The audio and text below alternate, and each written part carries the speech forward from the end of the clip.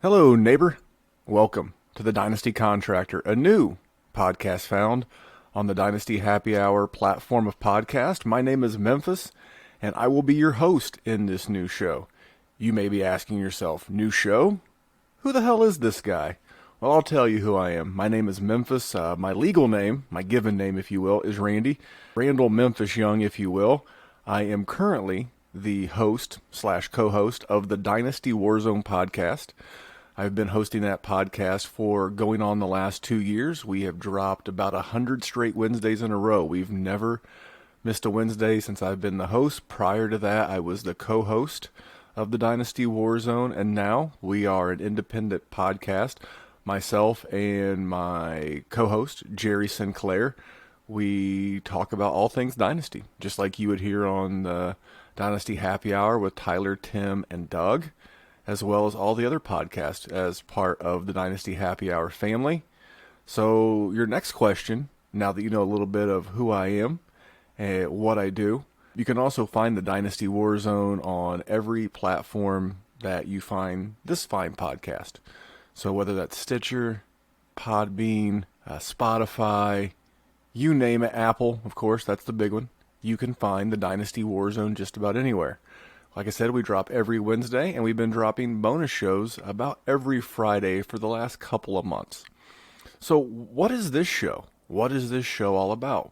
Well, we mentioned the Dynasty Happy Hour pod, Tyler Gunther, the head honcho, if you will, not to be confused with Mike Honcho, but Tyler, the head honcho over at the Dynasty Happy Hour, and good friend, more importantly to me, good friend Tyler reached out and was like, hey man, I've got this idea, the Dynasty Contractor, I think you'd be good for this.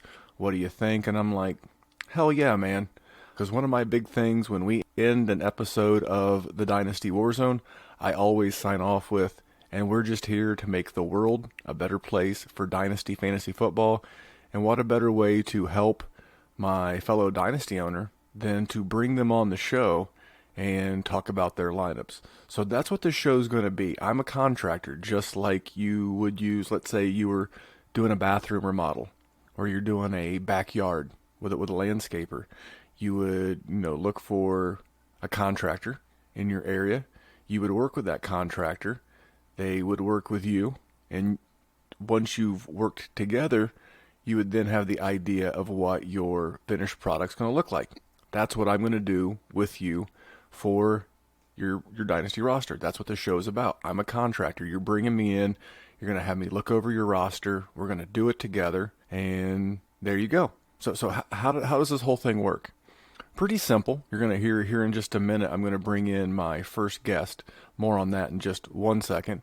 But the way that it works is I've created a questionnaire, and I will email you said questionnaire, and you fill that out. And once I email you the questionnaire, you email me your MFL link, your sleeper link. FFPC is a little bit more awkward. I've done pictures for FFPC, but anyway, you get me your roster information, and I look it over. And I'm like, hey man, I like this. We don't like that. Can we do this? Just like a bathroom remodeling contractor would do in your home. They're going to come in, they're going to say, hey, I can save that. This has got to go. The questionnaire asks questions about your level of Dynasty expertise, what kind of help you're looking for, so on and so forth. Then we get together, and we're going to jump on, and we're going to record the show. So unlike my normal podcast, again, Dynasty Warzone, plug, at Dynasty Warzone, where I bring on great guests like Tyler Gunther, like JP and Izzy from the Dynasty Trade Calculator, Matt Waldman, and many, many others, I'm going to have you, the listener of the Dynasty Happy Hour, of the Dynasty Contractor, going to have you on. You're the co-star of this show. You're the co-host. You're helping me help you become a better Dynasty roster. So the last thing I'll leave you with before you get into the pilot episode of the Dynasty Contractor is, how do I get on? Man, that's been the number one question. So I've hinted at this on both Twitter and the Dynasty Warzone, and initially the reaction was a little slow. But since we have started to fill up. So how do I get on? Well, the first one, being a pilot, if you will, I reached out to my Patreon group. Over at the Dynasty Warzone, we do have a Patreon. It's patreon.com/Dynasty Warzone. And one of our Patreons, Kyle, was willing to jump on because eventually this will be a YouTube show. Right now, we just recorded via Skype in the case of Kyle and myself. We can also use Zoom, Google Hangouts, what have you. But again, in this case, we just jumped on a Skype and we recorded the show. I do all the recording. You don't have to be technically proficient to come on the show. All you need is a laptop with a set of headphones and the willingness to talk about your roster. I will also be doing some of these in the text form. I'll just be honest, I hate typing, and I damn sure hate texting. So I will help, but the whole point of this is to create audio content so that even though maybe you don't make it on the show, you're able to take some of the suggestions, the conversations, and things that me and these owners who are coming on for help with their roster, maybe you can take some of those and apply those same principles and tactics and strategies to your current roster. Because that's what it's all about. It's about being better. I would like to think you weren't listening to Dynasty podcasts like the Dynasty Happy Hour or like the Dynasty Warzone if you were not interested in being the best Dynasty owner that you can be. So really excited to have you. I know I'm new here. I hope I can earn your trust. And I hope you like the first episode. It's, again, with Kyle Balzar. Kyle is a physical therapist in the state of New York. I live in the state of Indiana, just north of Indianapolis. And we're going to go through his roster. It's a pretty interesting one. It's an FFPC, which I don't have a whole ton of experience with. I'm primarily, as it relates to Dynasty anyway, MFL and Sleeper. But was more than happy to help him, and I think you're really going to dig the conversation. So I'm not going to beleaguer the point, but I will say this. If you want to get into and onto the show, the fastest way to do it is to go to patreon.com/Dynasty Warzone and become a Patreon. It's like getting a fast pass at Disney World. If you've ever been to Disney, you get the fast pass, you pick out the 2 or 3 or 4 things you want to do the most, and that pushes you to the front of the line. Very similar with being a Patreon. Now, we've got a couple of scheduled that are not Patreon, so it's not a requirement. I know things are not the smoothest in the world right now, especially economically. So that's the how. The easiest way is go to @DFF Memphis on Twitter. My DMs are wide open. You can also go to the Dynasty Warzone on Instagram. If you're an IG fan, you can go over there. Both of those DMs are wide open.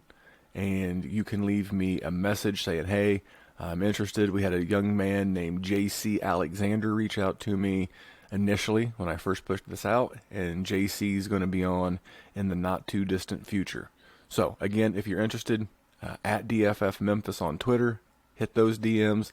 If you're an Instagram person, @Dynasty Warzone, hit those DMs. I'll get back to you ASAP. So without further ado, let me grab Kyle, and we'll get into this thing. All right, tonight's owner that I'm working with on the Dynasty Happy Hour Contractor is Kyle Balzar. Kyle, how you doing, buddy? I'm good. How are you, Memphis? Thanks for having me. Oh, man. Thank you for being so quick to react to the tweet and the podcast referring to the contractor. It was very exciting to have someone reach out so quickly, and then we had a lot of people. I was like, okay, this is a little slow. It was almost like opening up a brand new store, like a retail store or restaurant, and you're like you hope that you turn the key and like the floodgates just come rushing in, and it was you, and I'm very grateful to have had you walk in the front door of my establishment. But over the last 5 days, I've had upwards of a dozen people already reach out, and I'm really excited for what we're going to do here tonight. First of all, I want to get into some of the particulars of your league. Tell us, what's the hosting platform? Tell us a little bit about the league that you're looking for some help with. So this is my FFPC league, and it's a 12-team Superflex Dynasty league with a 1.5 PPR tight end premium. We did the startup draft last year, and so this is my first off-season trying to navigate rookies, free agents, et cetera, et cetera. Okay, and how did you think the startup went last year? Before we give the listening audience a little bit of a insight into your roster, what were some of the mistakes that you made, things that you think you did well, just anything that you can, and I've kind of got the inside track. I've already read the the questionnaire. Now, part of doing this is I send you a questionnaire, which I did Kyle, Sure. and he fills it out, and I read it along with some pics of his league. Now, luckily, in Kyle's case, it's an FFPC, so it's a 16-man roster. Didn't have to send me a ton of pictures. But if I happen to do a contractor's job for you, the listener out there, if you're on MFL, all you have to do is send me a link to your league. Back to the draft, what were some of the pitfalls that you maybe fell in or avoided, and tell me how the startup went. Ultimately, terribly, because I drafted more or less to win now for last year, and it was early in. It was before even the preseason started, and I drafted Andrew Luck, and then basically drafted all guys who were a bit older, but the value was too good to pass up. So I was drafting guys like Todd Gurley, Adam Thielen. I drafted AJ Green, and so I'm looking at my roster today, and I have one person is still on my roster right now that I drafted last year, and that's Philip Lindsay. You definitely took the worst of last season's, I guess, bad news between AJ Green getting hurt in preseason, Andrew Luck retiring right before the season.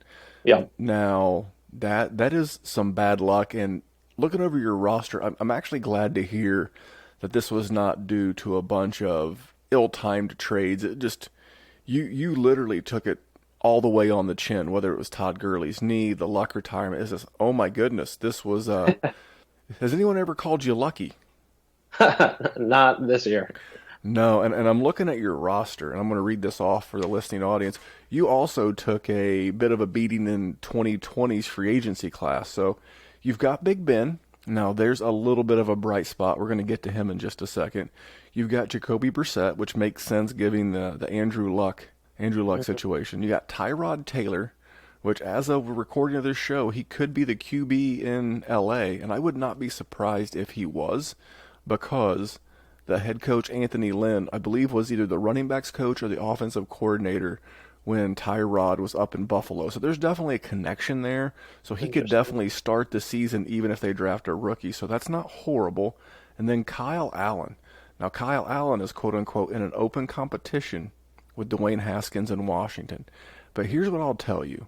Ron Rivera and offensive coordinator Scott Turner decided that Kyle Allen was worth a fifth-round pick to the Panthers to get Kyle Allen, and Cam Newton was not worth a fifth-round pick. So it kind of tells you what they think about Kyle Allen, and much like the Mitch Trubisky and the Foles situation, when the GM, the head coach, or both say it's an open competition, you don't want to be on the incumbent side. You know what I'm saying?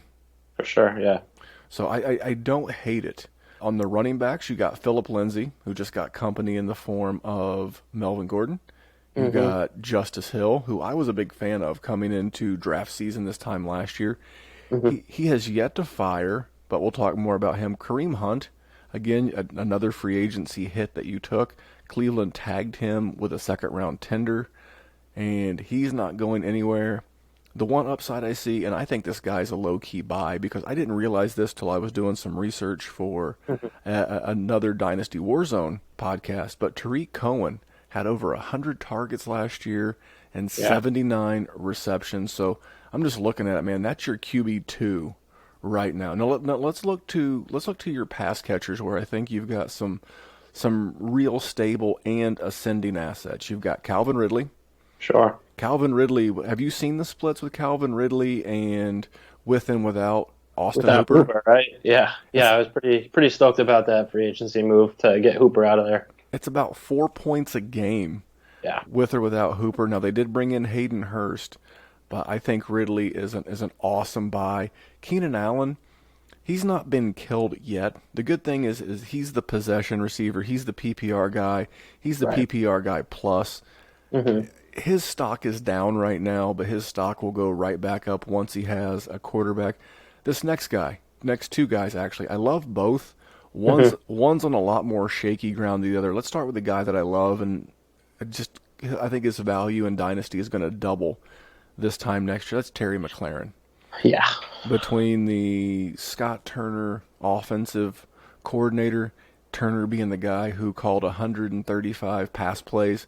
Not that he called all of them. There could have been some audibles in the huddle, but DJ Moore had 135 targets in 14 games last year. If Terry McLaurin gets that this year, I am all about that action. Anyway, I love Terry McLaurin. If you listen to the Dynasty Warzone, you know exactly what I'm talking about. Let's talk about this next guy, Darius Slayton. What are your thoughts on Slayton?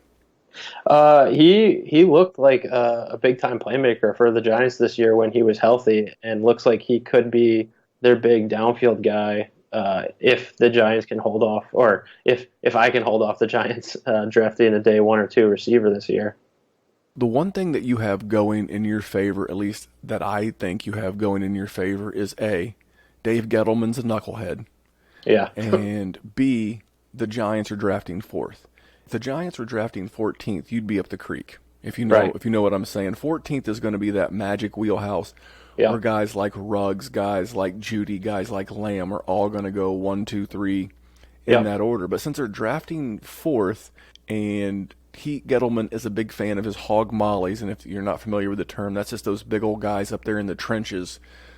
And Daniel Jones would definitely benefit from an offensive tackle. I'm looking at a mock draft right now, have them taking Tristan Wirfs of Iowa, the big offensive tackle. I've also seen them mocked Isaiah Simmons, the linebacker from Clemson. I've seen Mekhi Becton. So I think you're definitely going to avoid a wide receiver there. Same mock draft, I'm looking at Jeff Gladney, a cornerback out of TCU. So that's the kind of thing that you're looking to hear. The Jets, they're crosstown rivals. Not really a rival when you're AFC, but they're crosstown mates, if you will, have their 3rd round pick. So Gotcha. if you can avoid, and I think you will, if you can avoid a wide receiver at 4 or early in the 2nd round, and I've said this before in the Dynasty Warzone, I love Slayton. I think if you go to playerprofiler.com and pull up his measurables and Michael Gallup's measurables, man, I'm telling you, except he had more touchdowns last year than Michael Gallup. He had 8 to Gallup's 6. So I think you've got a sneaky, low-key, really good wide receiver crew. I think you've got a true wide receiver 1, now back end at this point in his career, in Keenan Allen. And then Terry McLaurin's ascending, Ridley's ascending, and if you get past day 1 of the draft, mister, you got a wide receiver core that I think you can do some cooking with. Let's kick over to your tight ends. Sure. You finally won one in free agency. The Tennessee Titans let Delaney Walker go, and Jonnu Smith is one of your 2 tight ends. How are you feeling about Jonnu going into 2020? I love him. He's electric. The way they use him all over the field, handoffs, downfield, etc. Like I think he's looking for a big step forward this year for sure. Well, and I think the part that you're missing, in a good way, is that Tennessee doesn't really have that satellite back. Now, they could draft one. I've certainly seen some mocked to them, but they don't have one. So who's that short to intermediate guy? It could totally be Jonnu. That's a good point. And obviously, A.J. Brown works all over the field. They still have Adam Humphries there. Corey Davis, at this point, you're just hoping to be more of a benefit for Ryan Tannehill than he's going to be for your dynasty roster. But I really like Jonnu. Yeah. And this next guy is what was, and still is at this point, is one of my favorite low-key buys of the off-season. And I heard, are you familiar with Jeff Ratcliffe? I don't know if I am. Jeff Ratcliffe I think he's like the senior fantasy football guy for Pro Football Focus. He hosts a podcast. I think it comes out 2 or 3 times a week. It used to be in my rotation, but he really is more of a redraft guy, but really knowledgeable and a good source. He was on with Matt Kelly, a.k.a. the Podfather. Sure. And Ratcliffe said that when he was in Indy for the Combine, he was talking with the L.A. Rams coaching staff, and that the L.A. Rams coaching staff said that Higbee was not a fluke in 2019, that he is the guy going forward. He has the contract. Higbee's under contract through 2023, and the perceived move tight end or pass-catching tight end in L.A. was Gerald Everett. He's going to be a free agent. I think Higbee's a thing. I think you're sitting on 2 guys that you will be able to use as a trade target once the season gets rolling. See, from that perspective, you'll be in the catbird seat, if you will. You'll be able to sit back. You'll Uh-huh. be able to see which one of these two guys is hitting. Maybe you get lucky and they both hit. Yeah. Because in the tight end premium world, if you don't have one of the big, it used to be a big three. Now it's like a big 2.5. But Hmm. Travis Kelce's like 30-31. Zach Ertz has got company in Dallas So, Goddard. And then yeah. there's the last man standing. And I love George Kittle. But if San Francisco drafts a CD Lamb to go along with Debo and the way they play defense and run the ball, could that impact Kittle's overall workload? I mean, it could. Sure. So I think you're sitting in a really good spot at a position where people are always looking for that next big thing. So I think those two are there. And then this is a FFPC league. You do have a kicker. You do have a defense. Please tell me that there are some defenses out there on the waiver wire. There are, yeah. You're required to carry over a kicker and defense through roster cuts. So, yeah, ignore them. Well, you got to play within the rules of the league in which that you are in, but Carolina's going to probably have the worst defense in the NFL. Well, think about some of the losses, including Luke Kuechly, a Yeah. tackling machine. So you got to start looking. We'll look at that as because one thing about this before we start talking about some moves that we can make to Hmm. start working on this particular roster. You really will not be left alone. We're not going to record a podcast and then you're up the creek on your own. It's like, oh, cool, thanks for the hour of your time. That's not how this is going to work. I'm going to add you to an individual chat, which you and I have already been doing, Sure. and we're going to continue to build this thing up. I'm going to give you some touch bases. Hey, man, how's it going? Any trades? Because I really want to see this thing flourish. So let's move on. Okay. 12-team league. I asked you what was the activity level of this league, and you said somewhere between moderate and hyperactive. Oh yeah. So how many messages would you say? Because I'm going to tell you the GOAT leagues are the most hyperactive leagues in the world. Uh-huh. Next to my Patreon, the Dynasty Warzone Patreon chat, both could literally get 3 digits a day in total messages in both. So is it that hyperactive, or what would be the average number of messages a day? Some days it's not active at all, and then all of a sudden today there was probably 40 or 50 in like less than an hour. Okay. So there are some pretty active owners, which is great. Yeah. And now's a great time to do this because you're coming up on rookie season. You're coming up on your actual NFL rookie draft. There's going to be a lot going on. So that's pretty good. And it says here your experience level is that you've been playing for a couple of years and just looking for some help. Mm-hmm. Mm-hmm. Okay, Yeah. perfect. Because when I on the questionnaire, this question reads, "Why are you looking for the help of a roster contractor? Please highlight all that apply." And it's new to Dynasty, Yeah. 1 to 2 years experience needing help, 3 to 5 years experience and want a little help, some tips, some best practices, and then the final one is 5+ years experience and want a sounding board to bounce some ideas off of. It's not going to be all, new owners. It's what we want to get a good mix because obviously with time constraints being what they are, I can't help everybody. Mm-hmm. I would love to help everybody. That's what my Patreon's for. Patreon.com/Dynasty Warzone. You can check that out. That's where we have a community of people helping people. And then I ask, what shape is your roster going to be going into 2020? And I said a win now contender, a piece or two away, stuck in the middle, a piece or two away from a disaster, and rebuilding. And you put somewhere between rebuilding and a couple of pieces away. Yes, correct. Okay, so what pieces away do you think you are? I feel like I'm like a franchise quarterback away, somebody that's going to be dependable for more than a year or two, and then a solid RB1.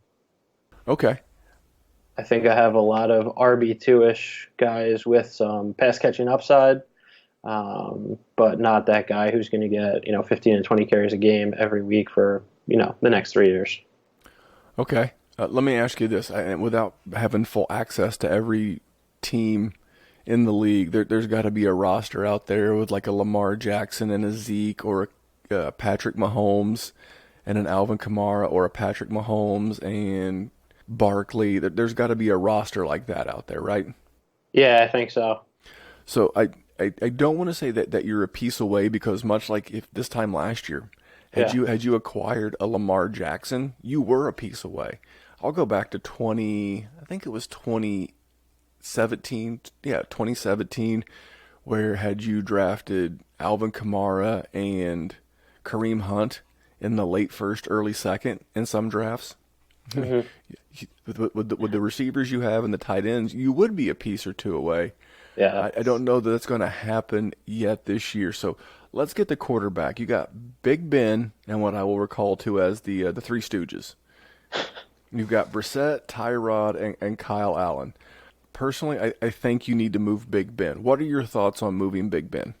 It's already crossed my mind. I was trying to do it before the roster cut down, but guys are a little less hesitant to add depth to their roster at that point. So now, definitely a strategy to move Big Ben to somebody else would be super helpful.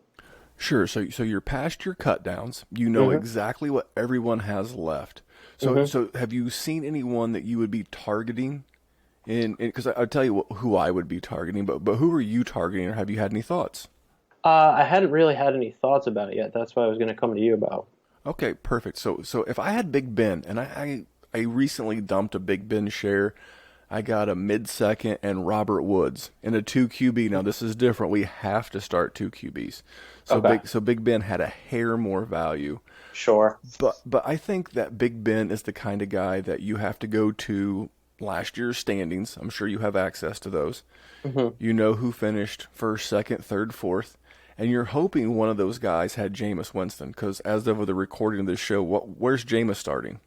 Yeah, nowhere. Exactly. And if you were a guy who finished first, second, third, or fourth, and you had Jameis Winston as one of your two QBs in a super flex, you're up the creek Yeah, as we're talking right now.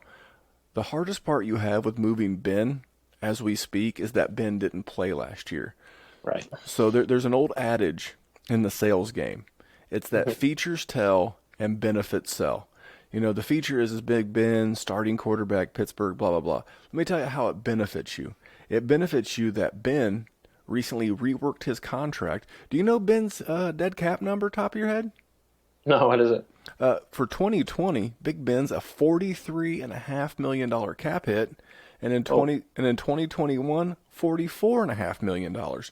So that tells me that Big Ben's going to be the QB in Pittsburgh for 2 years. So okay. I think you have to take that information to whoever you're trying to sell in a somewhat active group and say, Oh, hey, listen, man, I'm not selling you a guy that's not going to be around. You're getting at least 2 years. That'll give you 24 months to figure out your QB of the future.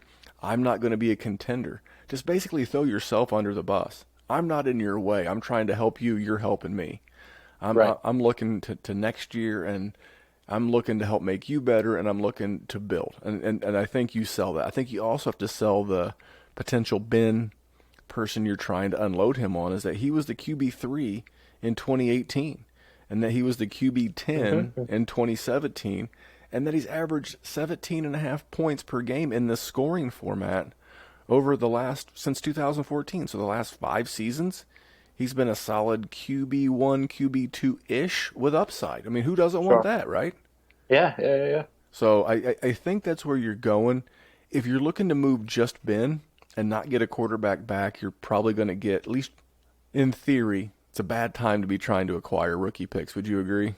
Yeah, yeah. And not easy to get picks, but No. ideally you'd be looking to get like that. Again, we were looking at teams that finished fourth, third, second, first. That'd be like the 109 through the 112. Hmm. I don't think you're going to get that. I truly don't. You would need to look through the picks of those particular rosters. But I think a move you could really do is, so let's go back to your picks. Sure. You got the 107, Hmm. the 206, Yep. the 208, the 209, Yep. and then you got a late fourth and a couple of late fifths. There's a 211 in there too. Oh, I missed the 211. Even better. Okay. Yeah. Now, how big does your roster expand to in this particular format once the rookie draft hits?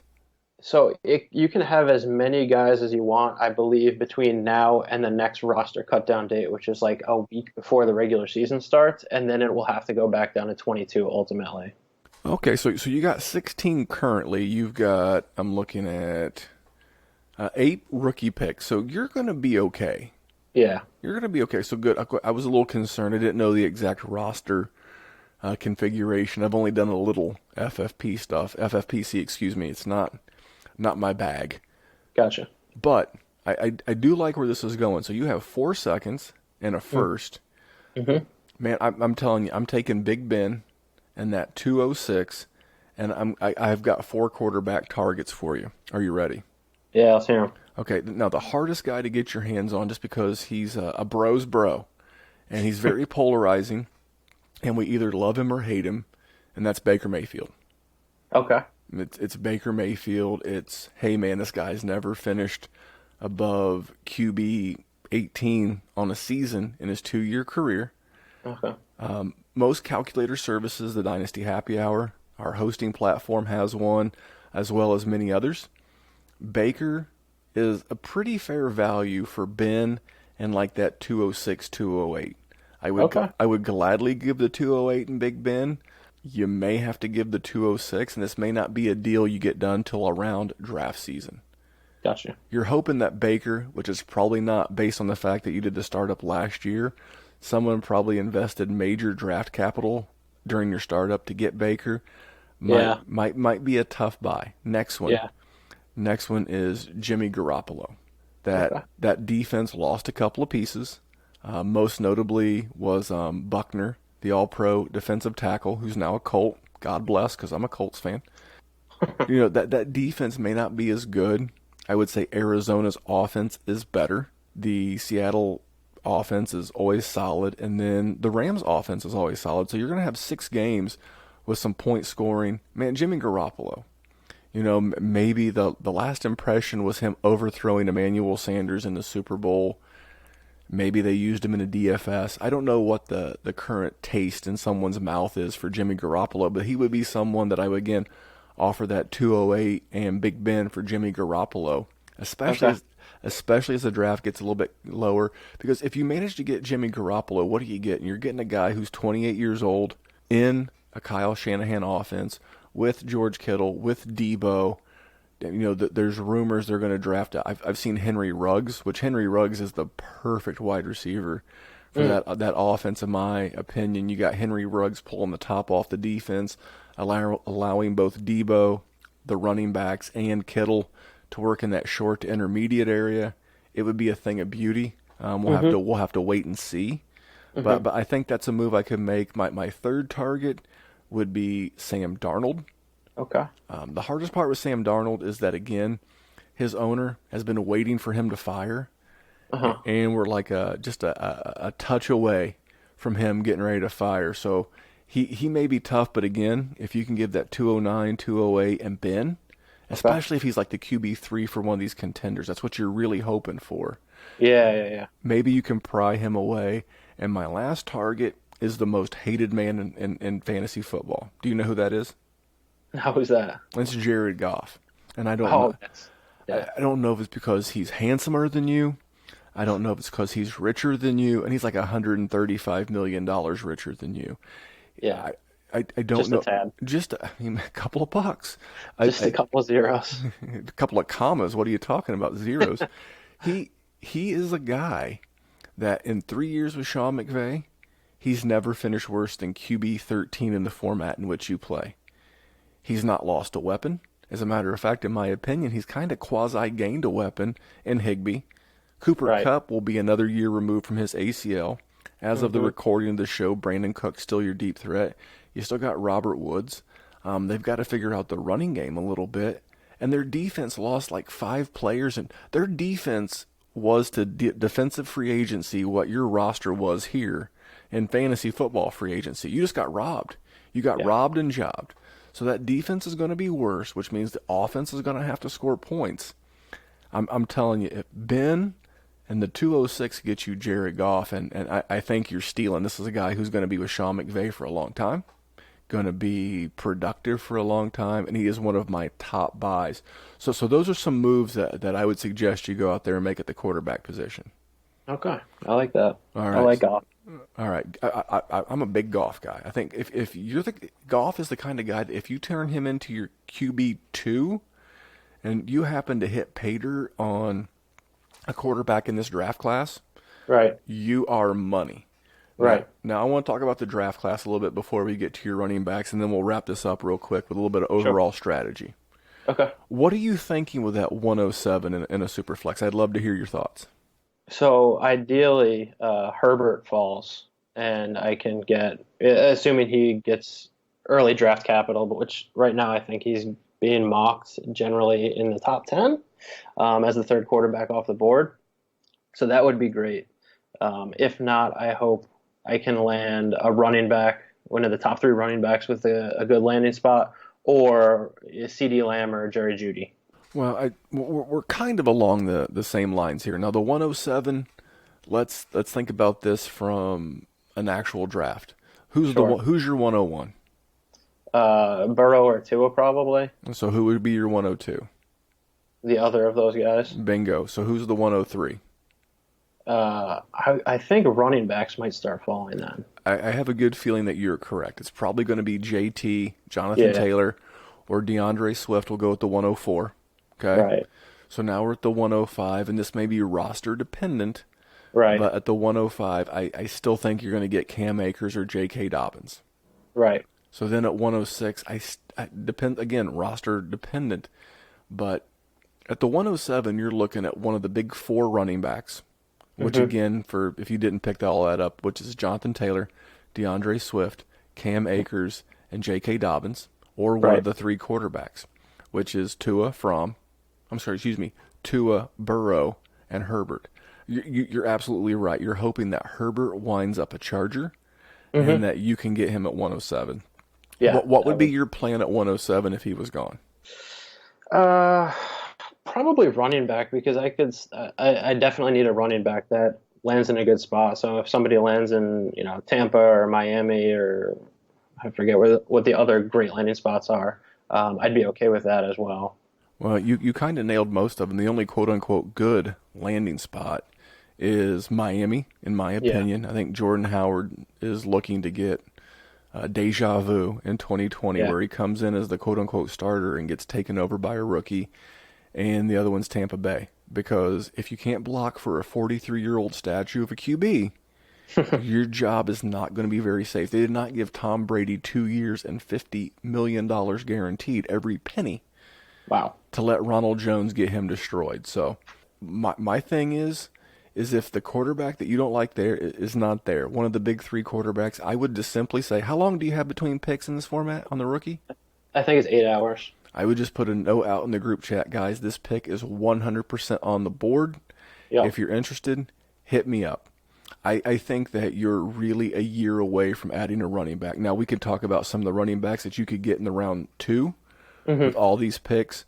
I think the move that I would be looking to make here, if and only if you can't land the quarterback like Herbert, then I would look to say, hey, maybe a guy would give you 112 and a 2020. Maybe you can send him 107 and 211, and you can get 112 in his 2021 first. Okay. You got to look at it from that standpoint: is how can I build future assets? Because I like the running backs in this class. There's a couple of badasses, but man, there's some badasses coming out next year, and Sure. I think the running backs are the piece that you are away that you can add at the last minute and contend. Remember my little story earlier about adding Kamara and Hunt. Man, we like your pass catchers. You can go into 2021, but if you can add a Justin Herbert this year, and you would have to embrace the suck. You ever heard the term embrace the suck? Yes. Okay, you would have to embrace the suck, and you would basically be tanking for Trevor yourself. Yeah. It's hard. It's hard. Like you said, you drafted to win. Now you're probably a competitive dude, right? Oh yeah. I don't like losing. Former athlete, if I remember from our previous conversation. Yes, sir. Sometimes I like to think current. it depends on the day. Exactly. It's very hard to put yourself in a position to where you're investing money and you're investing time. The good thing is that this again is an FFPC league, right? Yep. They have never had one fold. Is that correct? Correct. So you know that unlike a lot of leagues, man, that's actually a benefit. Now I know this is an expensive league, Right. but you don't want to wait forever. No. But yeah, if you can get Justin Herbert this year, and then you got 206, 208, 209, 211, we're going to try to move a couple of those. Do you have any targets in mind for those mid-seconds? Just stuff that I've heard you guys talk about on the War Zone, maybe like a Michael Pittman or who is the running back that's getting a lot of buzz, like Darrington Evans, is that his name? Darrington Evans is the guy that I have officially decided that if you try to draft him out from under me, we will wind up in a fist fight. That is correct. I think guys like that I can realistically land in the back half of the second. I think what you're hoping for is you're hoping for a good sequence of events. I saw a mock draft earlier where Jacob Eason goes to the Colts. Mm-hmm. Would like to think the Colts have the second overall pick in the second round, thanks to the Redskins. So, and Okay. in that pick, I've seen them twice now mocked Jacob Eason, which Jacob Eason would not be a bad quarterback to sit for a year or so behind Uncle Phil. He can Sure. learn all about the professional quarterback world as well as how to raise 15 kids. Hey man, don't be mad at Phil because Phil's No. taking care of business. And then you're right though. Then you're absolutely right. So then, hopefully you've traded one of these mid seconds, but you're still sitting on 4. So, Yeah. so let's say everything that we've talked about so far has come to fruition. You trade Ben and one of these mid seconds for one of the 3 quarterbacks we talked about, Yep. and you get a draft Herbert. So there you go. Now you have 2 quarterbacks, right? Yep. Thumbs up, man. Especially if Herbert goes to L.A. and then you have both Tyrod and Herbert. You have the teacher and the student, if you Right. will. So that would work out great. Then that like again those 4 seconds, man, you could try to get lucky. I've seen T. Higgins fall to the mid second. Michael Wow. Pittman Jr. Wow. I mean, I'm hearing a lot of love for Brandon Ayuk. I'm not a big Ayuk guy, but things are crazier things. I don't think you invest in the tight end position at all. And then, man, in that second round, I think I would look to add one wide receiver because we've already agreed that your wide receiver core is your strength.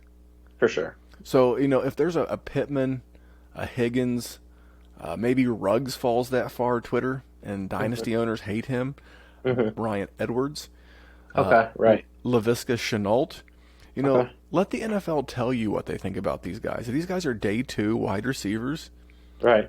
they're going to be worth seconds. Now, I would only add one. I think when you get on the clock, you add your favorite of those wide receivers. Okay. Because that's going to give you 5. That's going to give you Ridley, Keenan, Slayton, Terry McLaurin, and one of these rookie types with upside. Plus athlete. And if you go with a wide receiver, what are we looking for?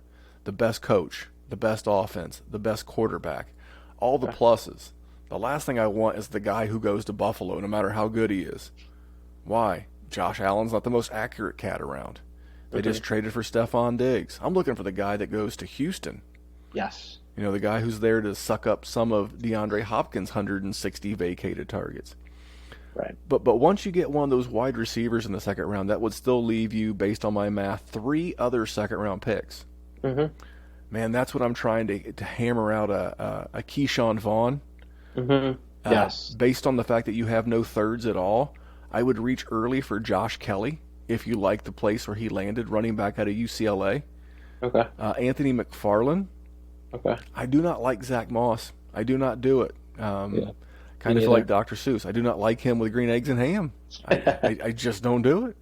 I do like Eno Benjamin. Darrington Evans, we already talked about him. I would be looking to add any of those 3 type guys.